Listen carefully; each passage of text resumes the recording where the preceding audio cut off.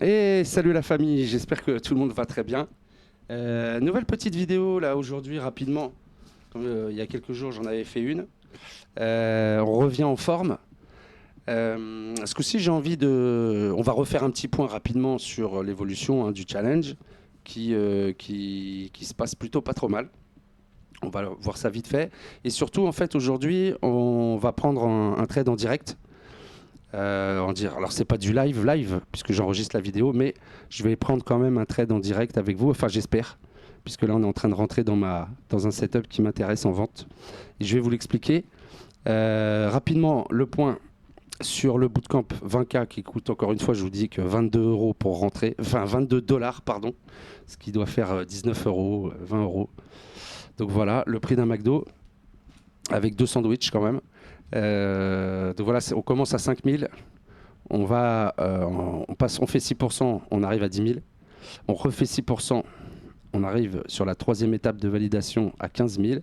Et on doit faire une dernière fois 6% pour avoir le compte financé à 20 000 dollars. Voilà. C'est un petit compte, c'est pour se former. Hein, comme je vous disais, il y a le 100 000 après, une fois que vous êtes formé, passez sur le 100 000 directement. Voilà. Donc j'étais un petit peu en drawdown, j'ai pas pété un câble, j'ai pris le temps de remonter tranquillement. Là, j'ai pris une petite perte aussi. Et c'est aujourd'hui et hier, j'ai fait que des bons trades. J'ai été beaucoup plus patient.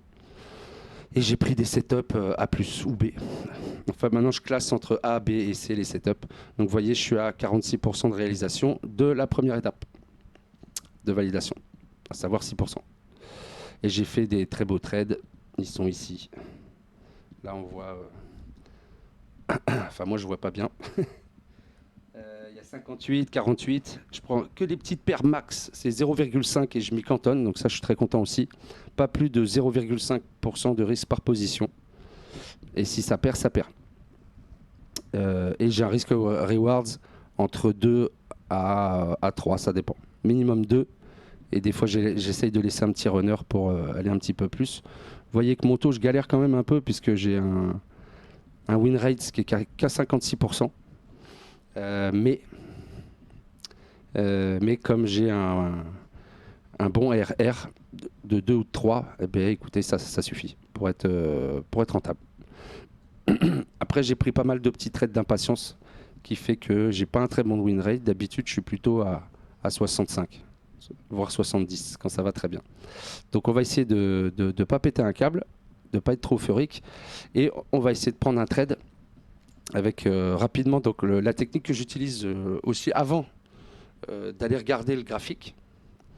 Je vais utiliser la macroéconomie pour définir mon biais du jour. Est-ce que ça va plutôt monter? Est-ce que ça va plutôt descendre? Donc j'ai créé ce tableau là où j'ai passé, je vous dis, 3 semaines dessus. Et c'est un tableau en rentrant les indicateurs. Alors c'est pas des indicateurs type bande de Bollinger, RSI, etc. ou le MACD. C'est des indicateurs vraiment techniques, des graphiques. On a le bond américain, donc ils appellent ça le TIPS ETF. Le DXY, c'est le cours du dollar. L'US 10 years, c'est justement les obligations américaines à 10 ans. Est-ce que ça monte, ça baisse, etc. Le VIX, c'est l'indice de volatilité. On voit que c'est pas très haut, actuellement c'est 16. Le SP500, est-ce qu'il monte, il descend? Il s'appelle l'ES1 sur TradingView. Le Brent, est-ce que le pétrole il monte, il descend? C'est important. Le Fear and Greed Index et l'ISM. On voit que l'ISM est à 53, le Fear and Greed 43, donc ça n'a pas d'importance finalement. Le Brent, on est neutre, ça a peut-être un petit peu bougé. On va aller voir vite fait. Mon Brent. Le Brent. Ah, il remonte bien. Hein. On voit qu'il remonte bien le Brent. Il est repris en 2%. Et oui, ça repète avec Hormuz. Donc méfiance, méfiance. Donc Brent, il monte. Voilà. Ça fait baisser. Et le SP500, il baisse aussi. Il baisse. Voilà. Ah ouais, le gold, on n'est plus qu'à moins 45. Donc on est toujours bien en négatif. Et le SP500 à moins 33. Donc on est légèrement baissier. Et on va plutôt chercher des ventes avec des bons setups. Donc voilà pour le biais du jour. Et donc je vais plutôt quand même aller chercher du gold puisque le pourcentage est plus important, plus élevé. Donc maintenant on va analyser. Alors là, actuellement, il est 14h58, donc le marché américain n'a pas encore ouvert. Ce matin, j'ai pris voilà, un très très beau trade ici. C'était en début de matinée par ici. Le cours avait un petit peu cassé. En fait, on était revenu sur un OB ici. Là, il y a un order block. Je vous le montre rapidement. Il est où? Il est là. En 1 heure, vous voyez, il y a un bel order block ici qui a généré du displacement, des FVG, ce que vous voulez.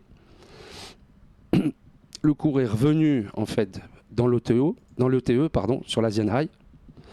Je vais l'enlever. Vous voyez, il a presque touché l'order block, donc on était bien dans l'OTE. L'OTE avec le retracement de Fibo, on le refait rapidement. Voilà, il est venu vraiment toucher le haut de l'OTE. Donc en fait, il a rejeté. Vous voyez, il a rejeté violemment et en fait, j'ai vendu dans le mince, comment ça s'appelle? J'ai vendu dans le rejet. Il rejette l'OTE et je suis rentré en vente ici. On va aller le voir sur MT5. Si je peux vous le montrer. Voilà, ça c'est mon... Avec The 5%ers, en fait, vous passez vos ordres sur MT5. On va le voir, histoire. Donc là, c'est pas du Mozilla, je peux pas trafiquer ça, hein, c'est vraiment mon compte MT5 sur lequel on trade via The 5%, via la propre firme. Et on voit, ouais, je prends deux belles positions, 0,2 lot, 0,02 lot par contre sur le gold, attention. Et je fais 48 et 58, magnifique. Ce matin, ouais. Et hier aussi, c'était pas trop mal. Je prends une petite perte, mais je fais une très belle journée avec un trade à 83. Voilà, très content. Alors, on va voir si on le passe ou pas, ce trade. Pour l'instant, il n'est pas revenu dans ma zone, vous voyez. Alors, on va réanalyser. Donc voilà, je voulais juste vous montrer le trade que j'avais pris. On va virer celui-là parce qu'il ne nous intéresse plus. Là, Zenlo, c'était repris. En fait, ouais, et j'ai pas vendu tout ça. En fait, j'ai vendu ici et j'ai pris mon TP ici, sur les Lasian Low. C'est dommage, j'aurais dû laisser un petit runner, je me serais bien gavé. Mais bon, c'est pas grave, au moins c'est pris. On n'en parle plus. C'est fait et c'est pris. Ça faisait un bon RR, hein. Il y avait un RR de 3 presque. Ouais. OK. Ah non, de 2. Il y avait un RR de 2 sur les deux trades. Alors, l'analyse là. Le marché US donc n'a pas encore ouvert. On va ramener ça. L'analyse. On est donc, comme je disais, ici, mon tableau macroéconomique, il me dit ça va être légèrement baissier. Il fonctionne, hein. Honnêtement, ça fonctionne. Alors, plus on va être dans le neutre, moins ça va fonctionner, forcément, puisqu'on n'aura pas de direction claire. Ce matin, on était à 60% et ça a bien chuté, hein. Donc là, on est à moins 45, donc je vais peut-être pas prendre une grosse position, parce que j'ai déjà fait une super journée. Donc on va prendre une petite position pour finir tranquillement, mais surtout je veux vous expliquer ma strat du coup. Donc on cherche des ventes. On voit que le marché corrige bien, depuis un moment, hein. Il corrige. Donc tout est validé, vous avez le biais macro et le biais aussi graphique, qui nous dit que le cours chute, même s'il y avait une belle reprise ici. Donc, à cause du biais macro, on va aller chercher une vente. On va passer, je vais regarder vite fait en 4 heures. Ouais, en 4 heures, c'est pas mal, hein. 4 heures, c'est costaud. On va le faire en 4 heures. Ça serait pareil en 1 heure, ça sera plus fin. Donc là, on a un bel order block baissier. Dernière bougie haussière avant une belle mèche. Donc on va le placer, le 4 heures. Hop. Moi je l'appelle sell zone. C'est order block bearish. Et on va tracer notre petite ETE. Hop. Alors, voilà. Pour l'instant, il est remonté qu'au 0,50 à l'équilibrium.